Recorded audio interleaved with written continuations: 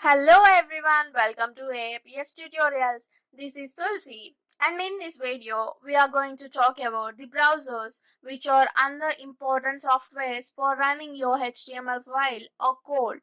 As we know that tags are used to allow annotate the HTML documents. Tags denote where the user or developer wants to put the image files, multimedia files, videos, photo and other elements on our web page.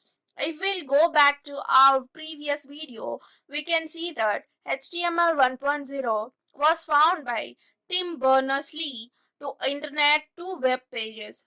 HTML 1.0 had no web browser specifications, as well as we know that browser vendors didn't follow these specifications before, as World Wide Web Consortium was not set up at that time.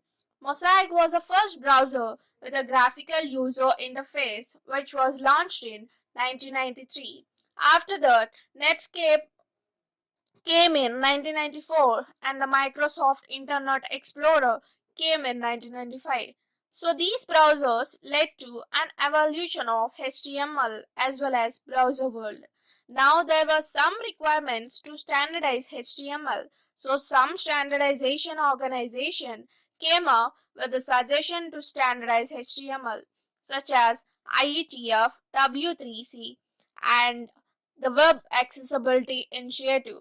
The Web Accessibility Initiative was generally for those people who are not able to access the web through the same way as normal people. They use either screen recorders or some are not able to access the colors on web page.